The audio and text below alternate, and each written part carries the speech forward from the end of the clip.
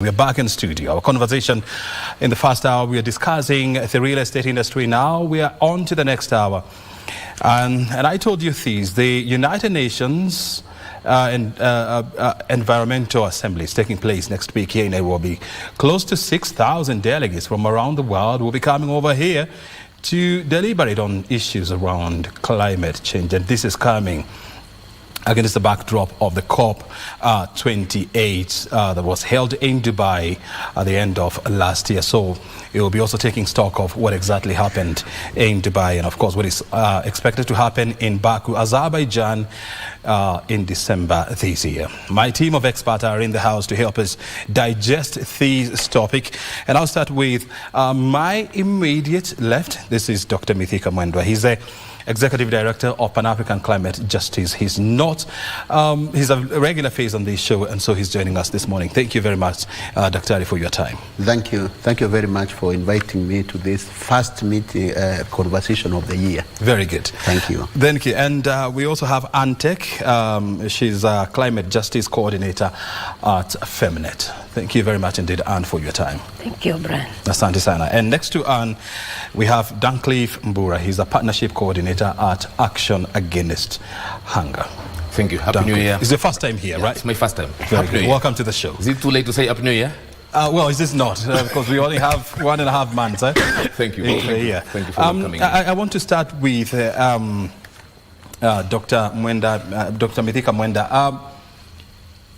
You know, what do you expect at the UNEP headquarters in Gigiri when close to 6,000 delegates, meet to discuss environmental issues? Yeah, thank you, Brian. And again, it's a great pleasure to be here. My expectations is that we'll have a meeting, we'll have a conference, a summit, which is going to be different from others. Mm-hmm. As you are saying, this is the 6th summit. And one of the things we as the civil society, non-state actors, have been raising concerns about is the usefulness and the impact of these conferences. Mm-hmm. Conference after conference, decisions after decision, declaration after declaration, recommendation after recommendations, and it becomes what I normally call endless game of musical chairs. Every time we have decisions, mm-hmm. yet there is no implementation. And so one of my expectations is for the delegates, for the parties, for the governments to reflect back since UNEA 1, UNEA 2, UNEA 3, UNEA 4, UNEA 5, and say, we made these decisions, we made these declarations, and this is what we have achieved. Without that, it is going to be just another normal, just usual, business as usual kind mm-hmm. of a meeting, mm-hmm. and then we go home, wait for the UNEA 7. But more importantly, of course, is that we have come just less than 2 months ago from the COP28 in Dubai. And earlier, we ended the COP15 of the Convention on Biodiversity.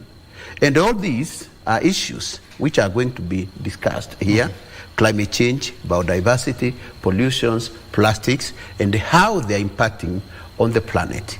One of the most important things to note is that the world has reached the peaking point. And we need really to change our mode of consumption, production and consumption, and really address climate change in a very comprehensive manner. Very good. So if these are the things we are going to see mm-hmm. here, mm-hmm. of course we had decisions in the COP, both COPs, and we need really to see things moving. How this is going to be settled here and they have the impact, then it's another question altogether. But this being the first meeting conference for the year, I think it will set the tone on what we need to do at global level as global citizens to arrest some of these crises which we are seeing on biodiversity, on pollution, on plastics, on climate change, to address them on a comprehensive manner. I want to hear this from Dancliff, and Dr. Mithika is bringing out, you know, this issue of endless cases of miscarriages, you know, and this is something that you know, the world is getting accustomed to, whereby, you know, we've become people of meetings and resolutions. And I want to give you, you know, some very interesting numbers. The first UNEA that was held in 2014 here in Nairobi, it came out with 17 resolutions and 2 decisions. The second UNEA that was held in 2016, it had 25 resolutions, there was no decision. The third, which was held in 2017, we had 11 resolutions and 3 decisions. In 2019, 23 resolutions and 3 decisions. And the last one, which was in 2021-2022, 14 resolutions and 4 decisions. We do not know how many resolutions we'll come up with in 2024 and how many decisions will be reached at. How do we make these meetings on climate change and environment to count? Thank you so much, Brian. And you've captured it well, that we're becoming a world of you know, meetings and summits, and you know, not making decisions on how to move forward. And one of the things that probably you can be able to look, following from COP28, one of the things that we have challenges is having funding, especially coming to the countries, especially that are affected by the climate change. Of course, a lot of discussions have been made, a lot of pledges have been made. So what is it that this summit going to help us? Of course, we're looking at, because this being the high policy making decision within the UNEP, we need to see decisions coming. We need to see that what is it that we are going to do to help the Africans. Look at the mother park somewhere at home. They're grappling with climate change issues. They're planting their crops, and the crops are not growing. Of course, it's affecting their children. It's affecting everyone. The economy is being affected. We have having children that are having very high levels of malnutrition in Africa. If you look at the numbers, you'll be shocked. One of the things that you'll find that almost more than half of the people that are hungry in the world are coming from Africa, over 556 million. So what do we do to help these people? Then we need to act at this time and help the people, bring the finances and help ensure that technologies are available, capacities are there for the people that are vulnerable across the world, especially in Africa. You'll find that Africa is contributing only 17.5% of the population, around 1.4 billion. But the problems that we have, malnutrition, the hunger, we're contributing over 40%. That is big, and so that, and most of the things are coming because of the climate change, the environment. Let's look, what do we do to ensure that we are making these decisions and helping the people? Because what we are doing is that we are delaying services, we are delaying everything, and we are making people to die. We are creating death among the populations around the world. So this time what we expect is that we need decisions, and those decisions should be matched with funding, and policy guides are provided so that we start working on them and ensure that there's commitments, and where commitments have been done, we have to ensure that the funds are following those commitments and ensure that we're helping the people. If not, we are allowing people to perish, and we're going to create what you might call a genocide, because you're going to have so many people dying because of malnutrition and other diseases across especially vulnerable areas in Africa and other areas around the world. Yeah. The issue of funding, and I like the fact that you're bringing into this to play, and I want to hear this from Antek. The issue of funding has always been a thorny issue, and I want to take you through the 10 countries that are most affected by climate change. And you have the Democratic Republic of Congo, Central African Republic, Nigeria, Chad, Ethiopia, Bangladesh, Syria, Afghanistan, Somalia, and South Sudan. Those are the top 10 countries affected by climate change. The most unfortunate thing is they are members of the Global South. We don't even have a single country that is a member of this club from the Global North. And so how then do we ramp up investment in green financing, investment in climate change mitigation, climate change adaptation in these poor countries, Anne? Thank you so much, O'Brien, and just joining my panelists to agree that there's need for action, and action means taking action to the most vulnerable group, and coming from an organization which is supporting issues of gender. I think we're looking at also how would these decisions affect those groups, especially gender, women, girls, and young people. Mm-hmm. But before we talk of funding, O'Brien, let's look at also what we've committed even globally as we go to financing of these commitments. Kenya, for example, has committed, and most of African countries have committed to agreements such as biodiversity agreements, reduction of desertification, agreements in terms of reduction of pollution. We are also signatories to the SDG, the Sustainable Development Goals. And what are we've signed to so much, but we don't see action on the ground.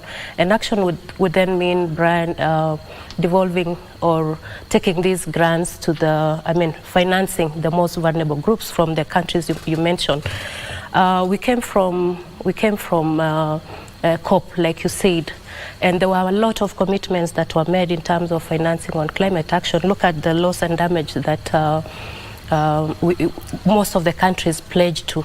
I think as civil society, what we've been saying is that how do then the person on the ground, the most vulnerable, which my panelists have said, is able to access these funds and are able to access these funds for green actions. Mm-hmm. And the way to do it is probably to devolve that fund to the local level. And for Kenya, for example, is to have funds to the subnational level and to the ward level and to the village level so that these people, the vulnerable people, are able to tap into it. And not only to have, we've struggled with accessing.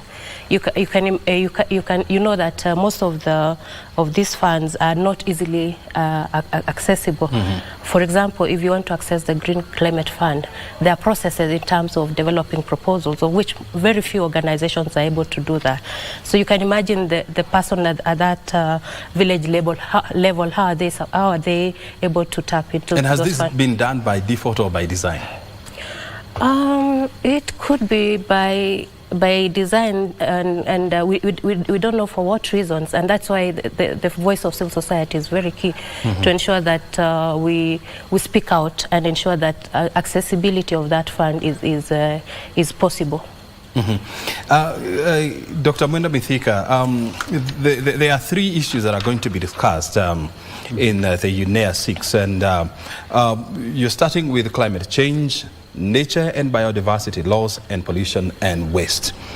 I want to hear from you on the issue of climate change. What do you expect to hear in the resolutions at UNEA6?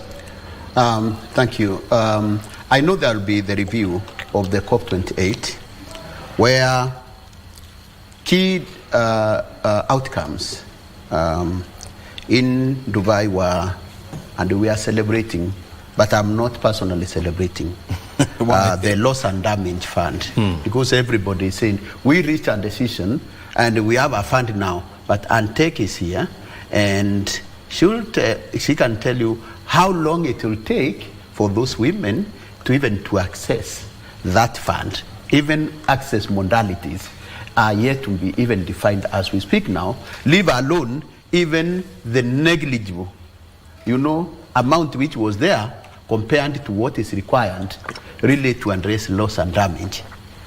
And so, but one of the things which I'm looking upon, Sri Lanka is going to, on climate change, and this is a big milestone for us, is going to make, to do a resolution on effective, inclusive, and sustainable action towards climate justice. Mm-hmm. And for me, this is very important. That session will be chaired by our partner, the Swedish government. And the Swedish government has been a very committed, partner and advocate of climate justice. So why is it very important for me and for us? It's because climate justice takes the discourse on climate change further beyond the scope of science and environment, so that it becomes a women's issue. It becomes a gender issue. It becomes a food security issue. It becomes, an agricultural issue. The discussion which we have been having over years, until maybe a decade ago, we have been just discussing climate change, that meteorology, you see, without acknowledging that it has impact on our infrastructure when it rains. Look at the destruction it caused in Northeastern and all our rules. That makes it an economic issue. Because now, instead of now taking that money to where it was supposed to be for development, it goes to the destruction which have been caused by these recurring floods. And when there is that drought, what happens? You see many people dying, millions. In fact, in the Horn of Africa, we lost millions of livestock and thousands of lives because of this drought, climate-inspired drought. And so you can see its impact. Instead of government now taking the money to where it was supposed to take it, then that money is now going, because the government will not let the people die. It is diverted now to address that crisis. That is what has been recurring in Africa and elsewhere due to the growing impacts of climate change. But then we don't acknowledge that. Broadly, you understand that climate change, is not caused by Africans and poor people. It is caused, according to science, there are those who have caused it. So one of the things, imperatives of climate justice, is that those who have caused the problem should be in a position to pay for it. Because you have broken that child's egg, and that child now is crying, you don't let that child cry and tell that child, go and look for another egg. That's how analogically that means. And these are now how we are unpackaging. And I think through this, that's why you can see she works for women, but now as a women organization, they have realized that, this issue is our issue. It's not for scientists or environmentalists. We as women, we are being affected. We are not going to allow others to speak. We want to speak for ourselves. Young people, they are also want to say it is our issue. And smallholder farmers, it is our issue. So we are broadened. So those are what we call climate justice. And once this is unpacked, we are going to attract more, constituencies or people thinking about it so that we can drive the agenda. So in terms of then on climate, the climate discourse there, this resolution for us is very, very important, and we will be looking upon this because perhaps we were waiting for this so that subsequently we'll find modalities now for implementation and ensuring that the resolutions for the UNEA are never going just to be mere resolutions, but we are going to be part of the implementation. That has not been there. Though we have major groups and stakeholders forum, but it has really been a very rigid process, and this resolution is going to be very important for us. Very good. I will be coming back to you because I would want to know what kind of follow-through mechanisms do we put in place to ensure that we don't end up discussing, the same things, every, different years we are discussing the same things. But I want to hear from this Dancliff. I mean, you are in the food and security areas, and the issue of biodiversity loss is also coming up for conversation during UNEA6. What are your expectations?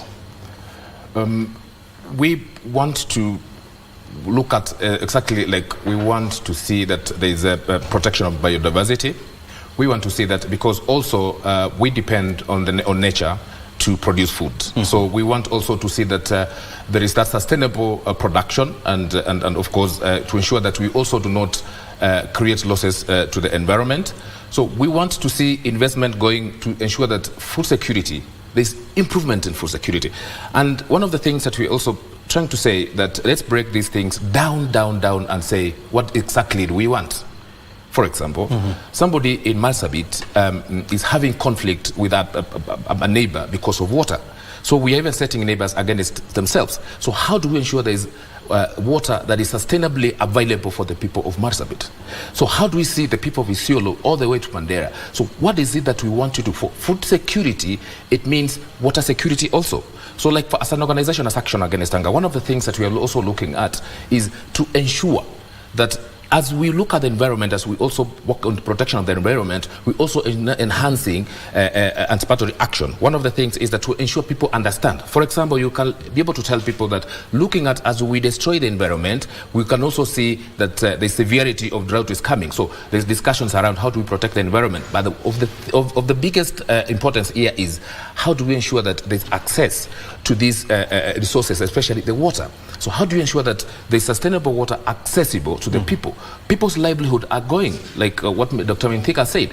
We lost millions of cattle and of course livestock in the ASAL areas, in the arid and semi-arid areas. So how do we ensure that there is protection and of the people to ensure that there is access to that water to them? Of course, at the end of the day, we need to invest in that. Of course, at the end of the day, look at what we have from our forests, especially. We have seen that over time, when we're protecting our forests, we are seeing that climate also is improving. So how do we also help our people understand that the climate, that the environment they have is also a source of everything that they have, so that they need to protect that environment and ensure that this protection and ensure that that environment is sustainable. And I think those are also the aspirations of the UNEP, the United Nations on Environment Program, that we are sustainable in how we also utilize the environment. Very well. Anne, you're in the space of advocating for gender inclusivity in matters climate change, pollution, waste management, and all these. And one of the topics here to be discussed is pollution and waste management. How do you link the issues of gender and climate change? Where is the nexus? Thanks, O'Brien. Looking at pollution and waste management as the third theme to be discussed during this year UNEA, I think what they're looking at is the information, the data that is already existing, and how we can use that data to make decisions, to inform policies. And for us, policies here means gender-sensitive policies.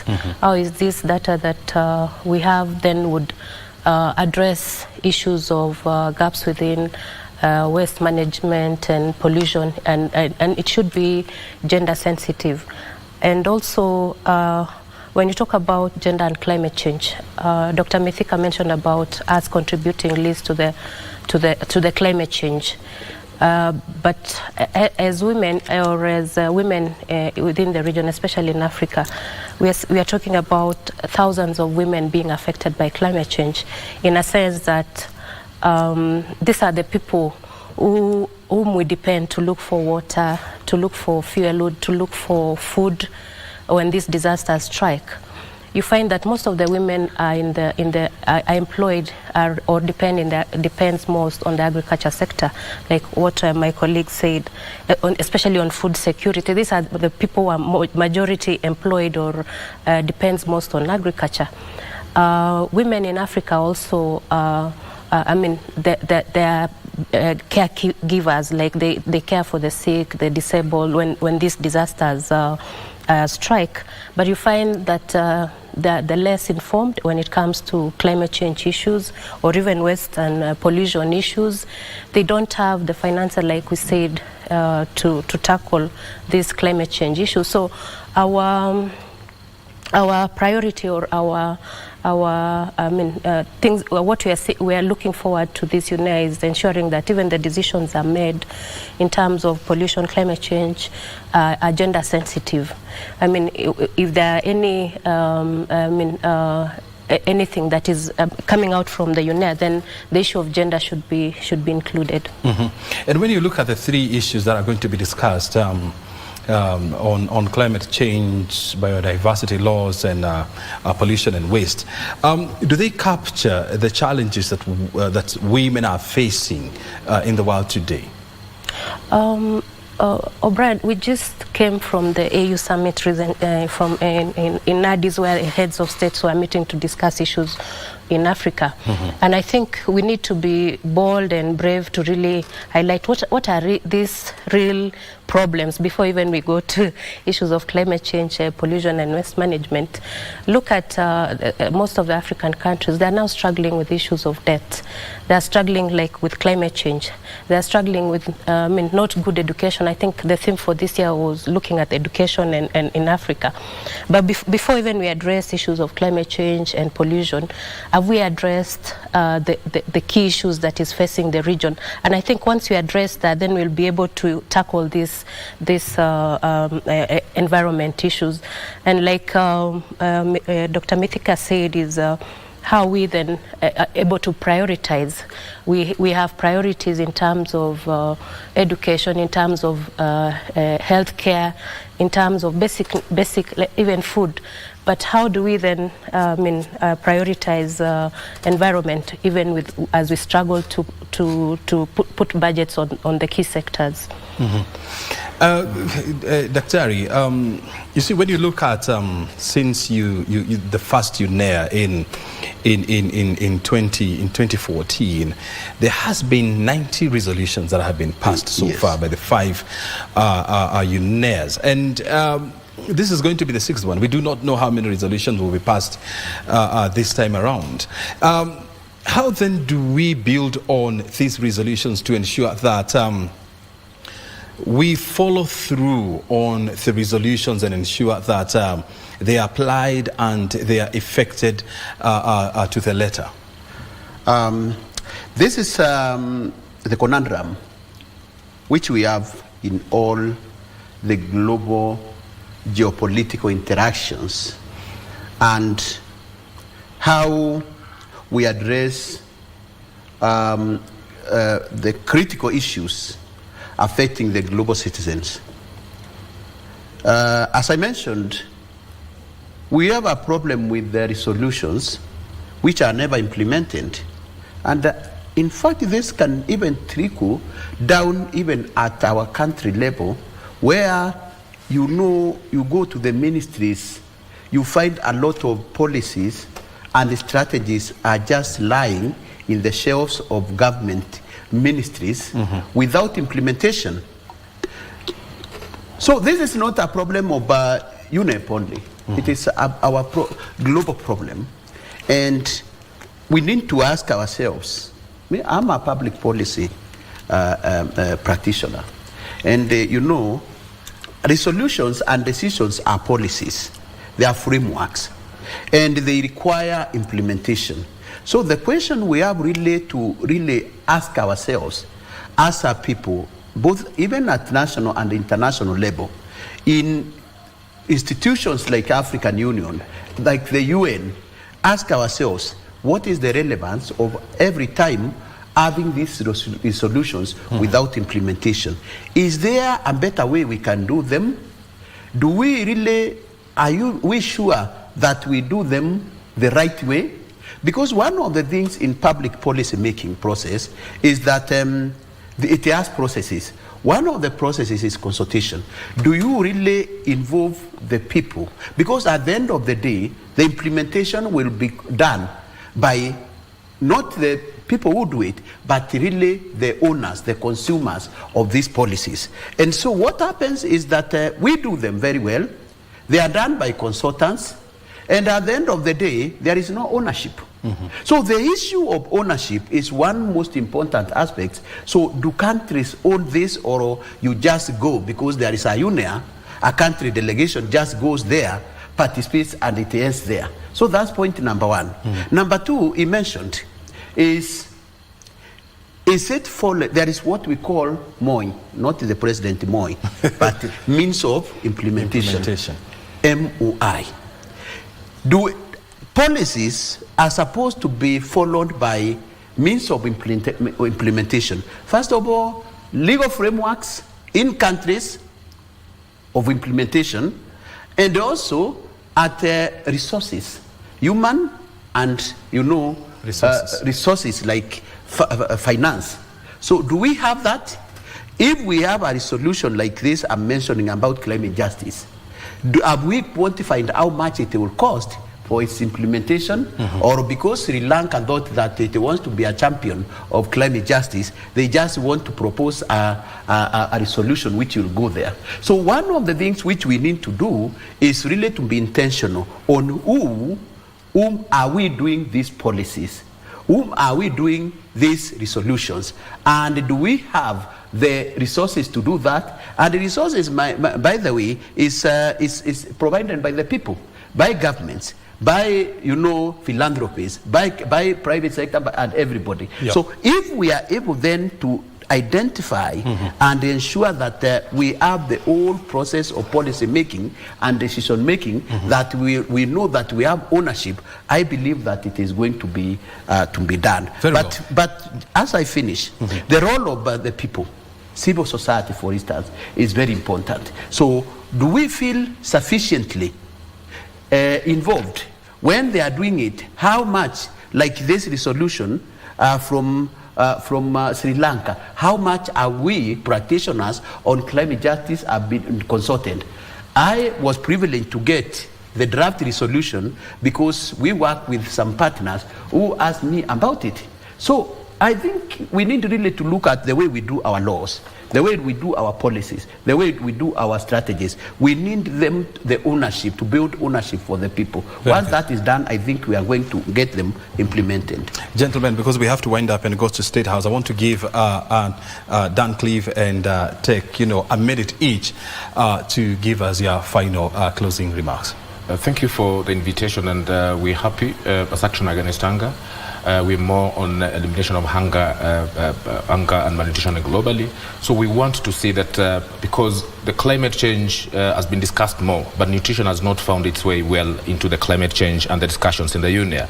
We want to say that malnutrition is the face of the climate change.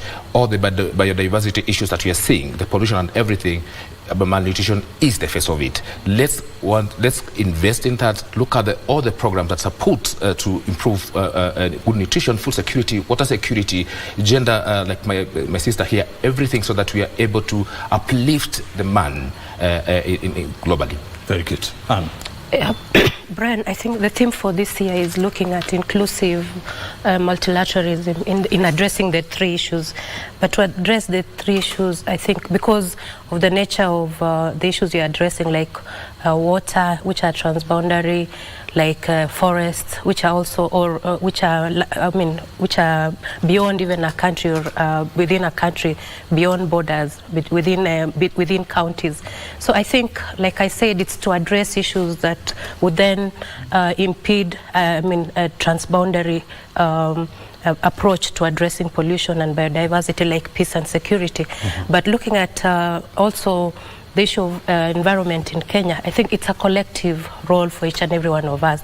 You see people throwing garbage when they're driving through the roads over the window. So it's actually the role of each and everybody of us to address issues of environment. And lastly, like Dr. Mithika said, let's finance these policies. For instance, Kenya, pollution they say waste management is a devolved issue. How have we then allocated budgets to this, especially at the county level? Do the environment departments have enough budgets? How is it allocated in terms of looking at those sectors? Very good. Gentlemen and lady, thank you very much indeed for joining us. I mean, we still had 20 minutes to go, but we have to go to State House where the President is meeting with executives from the Lipton Teas, and a major announcement is going to be made there. Your time is highly appreciated. We'll keep engaging as the issues of climate change and pollution, those are issues that we face every day. Asanteni sana.